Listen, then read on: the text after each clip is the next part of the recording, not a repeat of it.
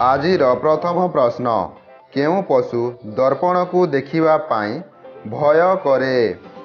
Option A ହାତୀ, option B ସିଂହ, option C ଘୁଷୁରୀ, option D କୁକୁର।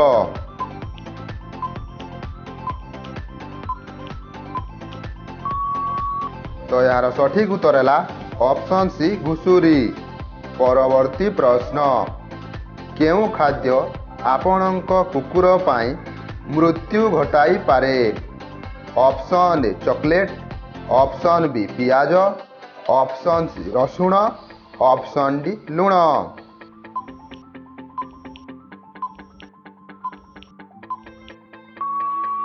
ତ ଏହାର ସଠିକ୍ ଉତ୍ତର ହେଲା ଅପସନ୍ ଏ ଚକୋଲେଟ୍।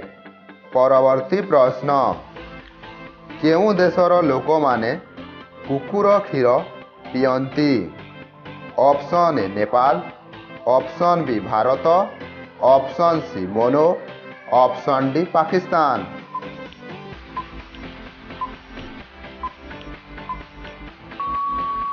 ତ ଏହାର ସଠିକ୍ ଉତ୍ତର ହେଲା ଅପସନ୍ ସି ମୋନୋ। ପରବର୍ତ୍ତୀ ପ୍ରଶ୍ନ, କେଉଁ ପଶୁର କ୍ଷୀର ପିଇଲେ ନିଶା ହୋଇଥାଏ?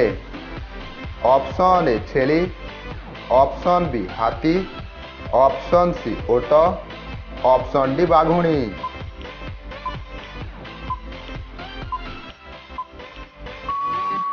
ତ ଏହାର ସଠିକ୍ ଉତ୍ତର ହେଲା ଅପସନ୍ ବି ହାତୀ। ପରବର୍ତ୍ତୀ ପ୍ରଶ୍ନ, କେଉଁ ପ୍ରାଣୀ ଥରେ ଶୋଇଲେ ଆଉ ଥରେ ଜାଗ୍ରତ ହୁଏ ନାହିଁ? ଅପସନ୍ ଏ ପିମ୍ପୁଡ଼ି, ଅପସନ୍ ବି କଇଁଛ, ଅପସନ୍ ସି ସାପ, ଅପସନ୍ ଡି ଠେକୁଆ।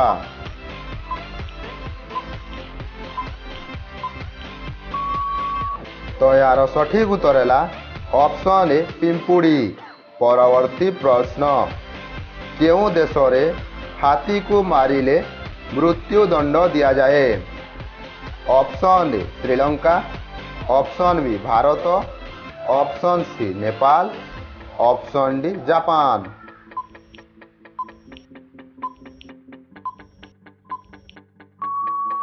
ତ ଏହାର ସଠିକ୍ ଉତ୍ତର ହେଲା ଅପସନ୍ ଏ ଶ୍ରୀଲଙ୍କା।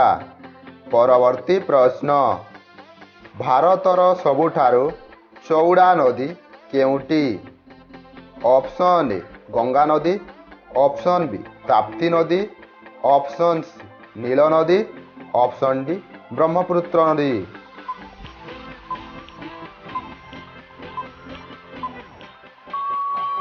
ତ ଏହାର ସଠିକ୍ ଉତ୍ତର ହେଲା ଅପସନ୍ ଡି ବ୍ରହ୍ମପୁତ୍ର ନଦୀ। ପରବର୍ତ୍ତୀ ପ୍ରଶ୍ନ, କେଉଁ ଗଛ ଦ୍ରୁତ ଗତିରେ ବଢ଼ିଥାଏ? ଅପସନ୍ ଏ କଦଳୀ, ଅପସନ୍ ବି ଲେମ୍ବୁ, ଅପସନ୍ ସି ବାଉଁଶ, ଅପସନ୍ ଡି ନିମ୍ବ।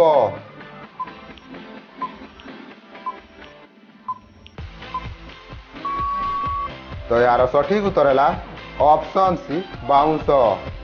ପରବର୍ତ୍ତୀ ପ୍ରଶ୍ନ, ବିଶ୍ୱର ସବୁଠାରୁ ଶକ୍ତିଶାଳୀ ଫଳ କେଉଁଟି?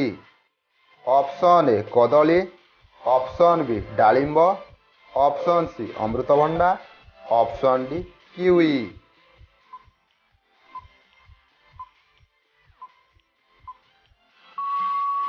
ତ ଏହାର ସଠିକ୍ ଉତ୍ତର ହେଲା ଅପସନ୍ ଡି କିୱି। ପରବର୍ତ୍ତୀ ପ୍ରଶ୍ନ, କେଉଁ ଫଳ ଖାଇଲେ କଳା ଛୁଆ ଜନ୍ମ ହୋଇଥାଏ? ଅପସନ୍ ଏ ସେଓ, ଅପସନ୍ ବି ନାସପତି, ଅପସନ୍ ସି ଅମୃତଭଣ୍ଡା, ଅପସନ୍ ଡି ସପୁରୀ।